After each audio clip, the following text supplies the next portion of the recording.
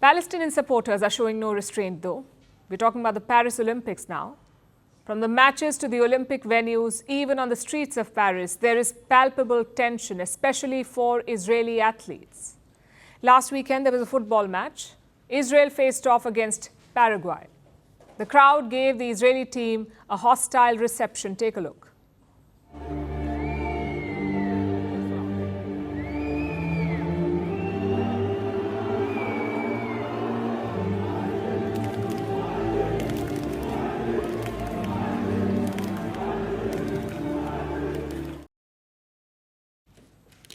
You heard that right. They were chanting, "Hail Hitler." It's a Nazi greeting to glorify the regime that carried out the genocide of Jews. Remember, 6 million people died in the Holocaust, the horror perpetrated by Hitler and Nazi Germany. This crowd was cheering it. They were also making anti-Semitic gestures and waving the Palestinian flag. This is not a peaceful protest. This is pure hate. And Israeli athletes face this every day, over and over again. They have been targeted with death threats. The French police has opened an investigation. Israel's foreign minister reached out to his French counterpart and he issued a warning. Israel claims that Iran is plotting an attack to target Israeli athletes and tourists in France. Now, this is a very serious charge. France cannot take it lightly, also because there's already been a security breach. Personal information of Israeli athletes has been leaked. Iranian hackers are being blamed for this.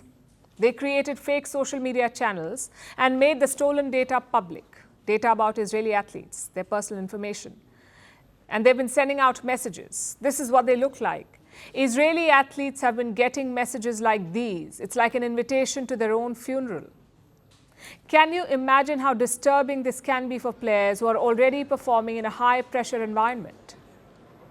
Security of the Israeli athletes has been tightened. They now have 24/7 protection. Elite tactical units escort them everywhere. And for weeks now, the security challenge has persisted. Israel's participation in these games remains a subject of controversy. The Palestinians campaigned hard to have them blocked, to get the organizers to not let Israel participate. We have written to both IOC and FIFA and raised all the points I mentioned. We posed a specific question and asked the IOC to clarify whether the breach of the Olympic truce, implementation of the apartheid regime, annexation of the Palestinian territory, and Israeli athletes being members of the occupying forces will bring a change in the IOC policy towards Israel's participation in international sports. Palestinian athletes have also raised their voice on this, like boxer Wasim Abu Sal. Look at what he wore for the opening ceremony. It's an outfit depicting the war in Gaza. It shows bombs falling on children from fighter jets.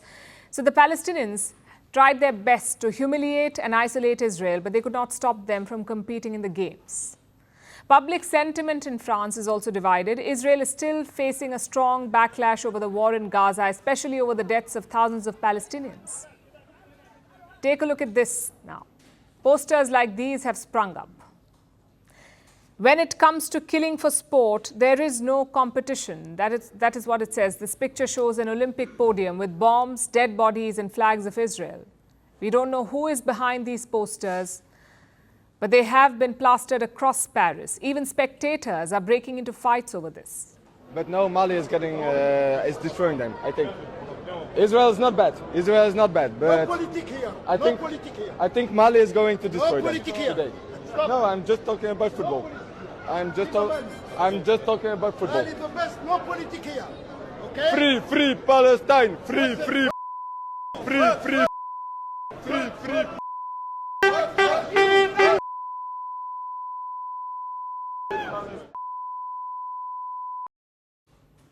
The International Olympic Committee, or the IOC, insisted that the Games this year will be apolitical. But this war has divided the entire world, so how can the Olympics remain untouched? The event has a long history of political protests, from the famous Black Power salute to the boycott of South Africa over apartheid, also the Israel-Palestine conflict. It has been at the center of one of the worst episodes in Olympic history. I'm talking about the 1972 Munich Games, when Israeli athletes were targeted by 8 Palestinian militants. They stormed the Olympic Games village and took Israeli athletes hostage. 11 Israelis were killed in this attack. It shocked the entire world. It sparked an international crisis. The shadow of that attack looms on the Paris Games this year. Israel's war in Gaza is indeed a humanitarian tragedy. There's no defending that. But nothing justifies targeting athletes at the Olympics. This is a security threat, and it must be taken seriously.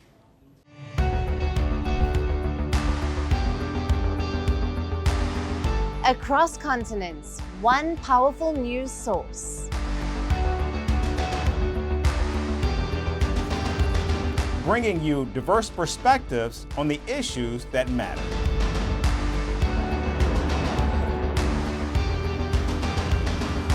We go beyond the boundaries to give you that little extra about every sporting moment.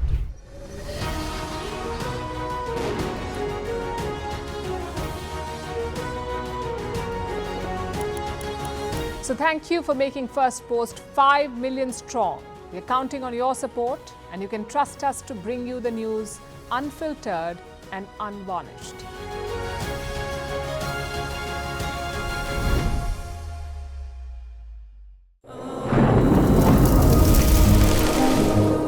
Climate change is on our doorstep.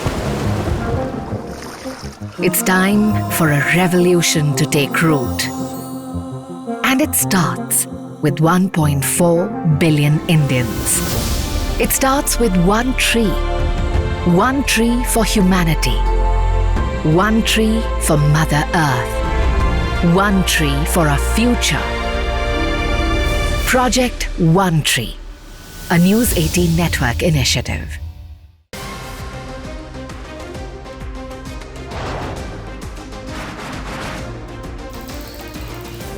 On the show today, the T20 World Cup bandwagon has moved across to the West Indies. What can you expect from this? Hello, I'm Alison Green, coming to you from Durban, South Africa.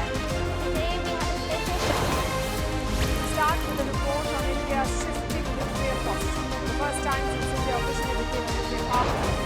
Hello and welcome to Firstpost America. I'm Aaron Ham, coming to you live from the nation's capital in Washington, D.C.